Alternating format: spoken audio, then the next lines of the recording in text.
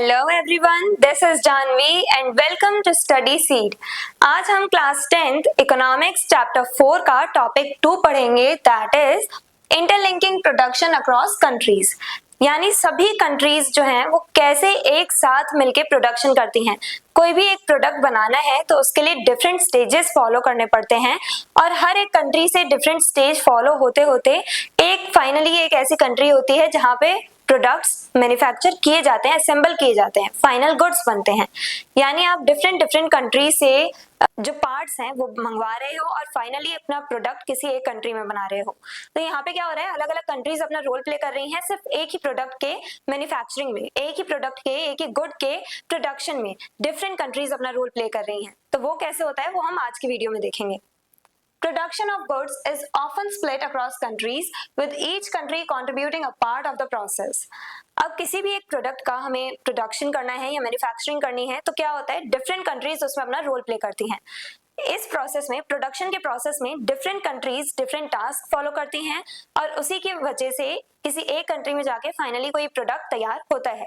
यानी यहाँ पे सभी कंट्रीज बहुत इंपॉर्टेंट रोल प्ले कर रही हैं। अगर जैसे इंडिया में हमें कोई प्रोडक्ट बनाना है तो हम लोग चाइना से बने हुए कुछ पार्ट्स मंगवाएंगे। फॉर एग्जांपल हमें कार्स बनानी है तो हम हो सकता है कहीं और से, किसी और कंट्री से उसके कार के पार्ट्स मंगवाएं, कहीं से हम मशीन्स यानी टेक्नोलॉजी इंपोर्ट करवाएं अपनी कंट्री में, उसके बाद जाके फाइनली हम लोग कार्स बना पाए, कार मैन्युफैक्चर कर पाए। तो इससे क्या हो रहा है कि अलग अलग कंट्रीज जहां से हम इंपोर्ट करवा रहे हैं वो भी एक रोल प्ले कर रही हैं कार के प्रोडक्शन में, कार की मैन्युफैक्चरिंग में। तो इस टाइप से डिफरेंट जो कंट्रीज हैं वो इंटरलिंक्ड होती हैं, कनेक्टेड होती हैं एक दूसरे से और साथ मिलकर किसी एक प्रोडक्ट का प्रोडक्शन या मैन्युफैक्चरिंग करवाती हैं। This creates a network of interconnected production known as global production networks. अब ये ग्लोबल लेवल पे देखने को मिल रहा है, यानी डिफरेंट कंट्रीज का रोल हमें यहाँ पे देखने को मिल रहा है। डिफरेंट कंट्रीज पार्टिसिपेट कर रही हैं किसी एक प्रोडक्ट के मैन्युफैक्चरिंग में और उसी वजह से हम इसको नाम दे देते हैं ग्लोबल प्रोडक्शन नेटवर्क। यानी डिफरेंट कंट्रीज साथ में मिलकर किसी एक प्रोडक्ट को बना रही हैं तो ये एक तरह से एक नेटवर्क क्रिएट कर लेती हैं, एक ग्रुप बना लेती हैं। तो डिफरेंट कंट्रीज जब एक ही प्रोडक्ट का प्रोडक्शन करें तो इनके ग्रुप को, इनके नेटवर्क को क्या कहा जाता है, global production network. How it works? Different countries specialize in tasks they can do efficiently. हमने पिछले वीडियो में देखा था कि कुछ ऐसे फैक्टर्स होते हैं जो इन्फ्लुएंस करते हैं कि कहाँ पे इंडस्ट्री सेटअप की जाएंगी। फॉर एग्जाम्पल, जहाँ पे चीप लेबर अवेलेबल हो, जहाँ पे हमें सस्ते रॉ मटेरियल्स मिल जाएं, वहाँ पे इंडस्ट्री ज्यादातर हमें देखने को मिलेंगी और मार्केट के आसपास भी इंडस्ट्री सेटअप की जाती हैं। तो ये कुछ ऐसे फैक्टर्स हैं जो एक तरह से डिसाइड करते हैं कि इंडस्ट्रीज कहाँ सेटअप की जाएंगी। तो ये फैक्टर्स हमने पिछले वीडियो में देखे थे। अब ऐसा ही देखा जाता है, इंडस्ट्री ज्यादातर वहां सेटअप की जाती हैं जहां पे जो इंडस्ट्रियलिस्ट होते हैं उन्हें पता होता है कि ये यहाँ पे एक्सपर्टीज है लोगों में, यहाँ पे लोगों के पास स्किल्स हैं। तो डिफरेंट कंट्रीज की अपनी एक अलग स्पेशलिटी होती है। किसी कंट्री में चीप लेबर अवेलेबल होती है। अगर हम बात करें टेक्नोलॉजी की, स्किल की, तो ज्यादातर हमारे दिमाग में आती है वेस्टर्न कंट्रीज। क्यों? क्योंकि हमें लगता है कि वहां पे टेक्नोलॉजिकल एडवांसमेंट देखने को मिल रहा है, वहां पे ही ज्यादा स्किलफुल लेबर होंगे, तो हमें लगता है कि वो हमसे आगे हैं, वेस्टर्न कंट्रीज हमसे आगे हैं। हमारा माइंडसेट ऐसा बना हुआ है। क्यों? क्योंकि उनके पास टेक्नोलॉजी ज्यादा है, तो वहां पे स्पेशलिटी है लोगों के पास, उनके पास टेक्नोलॉजी की एक्सेस है, टेक्नोलॉजिकल एक्सेस है उन लोगों के पास। तो हम ज्यादातर उन लोगों को अपने से आगे समझते हैं। तो ऐसे ही जैसे वेस्टर्न कंट्रीज के पास हम लोग देखते हैं स्पेशलिटी है टेक्नोलॉजी में, वैसे डिफरेंट कंट्रीज की अपनी एक अलग स्पेशलिटी होती है और उसी के हिसाब से डिफरेंट कंट्रीज अपना रोल प्ले करती हैं प्रोडक्शन में। एग्जाम्पल, अ स्मार्टफोन में have it's screen manufactured in south Korea, chips in USA, assembled in China and sold world wide. अब फॉर एग्जाम्पल, मान लो एक स्मार्टफोन बनाना है हमें और उस स्मार्टफोन की स्क्रीन चाइना में, जैसे हमें स्मार्टफोन बनाना है और चाइना सबसे ज्यादा बेस्ट क्वालिटी के मोबाइल फोन्स प्रोड्यूस करता है over the world, all over the world. ठीक है, तो यहाँ पे क्या हो रहा है कि चाइना सबसे ज्यादा अमाउंट में भी मोबाइल फोन्स प्रोड्यूस करता है और बेस्ट क्वालिटी के प्रोड्यूस करता है पूरे वर्ल्ड में। अब चाइना में हमें कोई स्मार्टफोन बनाना है तो चाइना क्या करता है, यूजुअली साउथ कोरिया से स्क्रीन्स इंपोर्ट करवा लेता है, मोबाइल स्क्रीन्स, और उसके बाद यूएसए से चिप्स इंपोर्ट करवा लेता है। क्यों? क्योंकि चाइना जो है वो यहाँ पे फाइनली अपनी कंट्री में अगर वो सारे स्टेजेस फॉलो करे तो हो सकता था कि वो कॉस्ट एफिशिएंट ना हो। चाइना में मे बी कुछ प्रॉब्लम हो सकती थी, हो सकता था कि चाइना ने इसलिए बाहर से इंपोर्ट करवाया क्योंकि चाइना को पता था कि बेस्ट क्वालिटी की स्क्रीन्स हमें साउथ कोरिया से मिल जाएंगी और बेस्ट क्वालिटी की अगर हमें चिप्स चाहिए तो वो स्पेशलिटी कहाँ पे है, यूएसए में। यूएसए के पास बेस्ट टेक्नोलॉजी है तो हम वहां से चिप्स इंपोर्ट करवाएंगे जिससे हमारे फोन्स की भी क्वालिटी बेस्ट हो।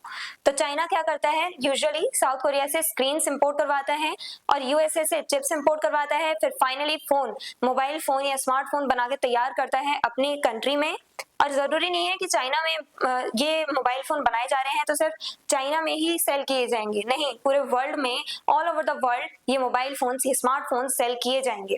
तो इससे हमें क्या देखने को मिल रहा है कि ट्रेड भी प्रॉस्परस हो रहा है, यानी कि यहाँ पे प्रॉस्पेरिटी बढ़ेगी चाइना में इनकम आएगी, उनकी चाइनीज इकोनॉमी जो है वो राइज करेगी, चाइनीज इकोनॉमी की ग्रोथ होगी।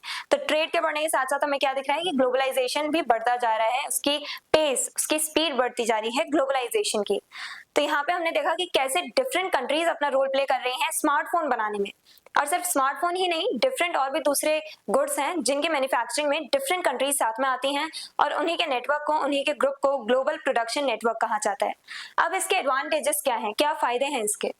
रिड्यूसेस प्रोडक्शन कॉस्ट, एक तो प्रोडक्शन कॉस्ट कम लगती है। चाइना जो है वो जैसे फाइनल गुड्स, चाइना जो है वो यूएसए से चिप्स मंगा रहा है, स्क्रीन्स मंगा रहे हैं साउथ कोरिया से, तो उनका एक तरह से टाइम भी बच जा रहा है, उन्हें सारे स्टेप्स या सारे स्टेजेस खुद की कंट्री में फॉलो करने की जरूरत नहीं पड़ रही है, उन्हें बस एक तरह से इंपोर्ट करवाना है और उनके पास सारे गुड्स या सारे पार्ट्स अवेलेबल हो जाते हैं। तो एक तरह से टाइम भी बच रहा है इनका और ऊपर से कॉस्ट भी बच रहा है। वो अब ज्यादातर रॉ मटेरियल्स पे पैसा लगाएंगे, डिफरेंट रॉ मटेरियल्स लेंगे, वो अपने जो वर्कर्स हैं उनको सैलरी देंगे अलग अलग स्टेजेस परफॉर्म करने के लिए। तो इससे बेटर है उन्होंने बाहर से इंपोर्ट करवा लिया, एक बार में पैसा दिया और काम खत्म, उन्हें रेगुलर सैलरीज नहीं देनी पड़ रही है, तो इस टाइप से वो थोड़ा पैसा भी बचा लेते हैं। तो कॉस्ट एफिशिएंट रहता है, ये कॉस्ट, प्रोडक्शन कॉस्ट कम हो जाती है इससे। Speeds of production using global expertise, अब ग्लोबल एक्सपर्टीज का यूज करके हम लोग प्रोडक्शन करते हैं। अब प्रोडक्शन जो है, अगर हम ग्लोबल एक्सपर्टीज का यूज कर रहे हैं, जैसे चाइना यूएसए से मंगा रहा है, हमने इस एग्जांपल में देखा कि चाइना यूएसए से चिप्स मंगा रहा है, तो क्यों मंगा रहा है? क्योंकि चाइना को पता है यहाँ पे एक्सपर्टीज है, लोगों के पास टेक्नोलॉजी है, यहाँ पे अच्छी क्वालिटी की चिप्स हमें देखने को मिल जाएंगी, मोबाइल फोन के लिए जो चिप्स हैं वो हमें यहाँ पे यूएसए में देखने को मिल जाएंगी बेस्ट क्वालिटी की। तो इसलिए चाइना क्या कर रहा है, यूएसए से इंपोर्ट करवा रहा है। तो एक तरह से ये जो एक्सपर्टीज है, यानी ये जो स्पेशलिटी है अलग अलग कंट्रीज की, वो बहुत ज्यादा यूजफुल होती हैं प्रोडक्शन के लिए। और अब क्योंकि हम इंपोर्ट करवा रहे हैं, सारे स्टेजेस खुद फॉलो नहीं कर रहे हैं, तो हम लोग मोबाइल फोन्स जल्दी बना सकते हैं, हमें सारे स्टेजेस फॉलो करने की जरूरत नहीं होगी। हमें क्या करना है, हमने यहाँ से इंपोर्ट करवा लिया, साउथ कोरिया से भी इंपोर्ट करा लिया, अब क्या होगा, हमें बस असेंबल करना है और डायरेक्टली स्मार्टफोन बनाना है, तो यहाँ पे हमारा टाइम भी बचता है। enables countries to benefit from trade and advanced technology।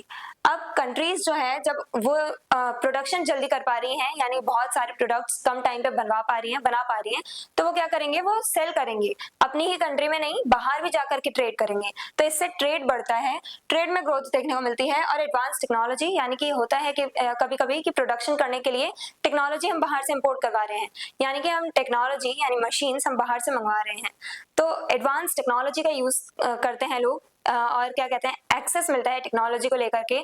जो वर्कर्स होते हैं वो टेक्नोलॉजी का यूज करके अपना एक तरह से अपने स्टेजेस पे परफॉर्म कर रहे होते हैं, प्रोडक्शन स्टेजेस, तो वो टेक्नोलॉजी का यूज करते हैं, तो वर्कर्स को भी एक तरह से टेक्नोलॉजी को लेकर के एक्सेस मिल जाता है। तो यहाँ पे हमें क्या देखने को मिल रहा है कि ट्रेड बढ़ता है, कॉस्ट एफिशिएंट वे है ये, हमारे प्रोडक्शन की स्पीड बढ़ जाती है ग्लोबल एक्सपर्टीज का यूज करके।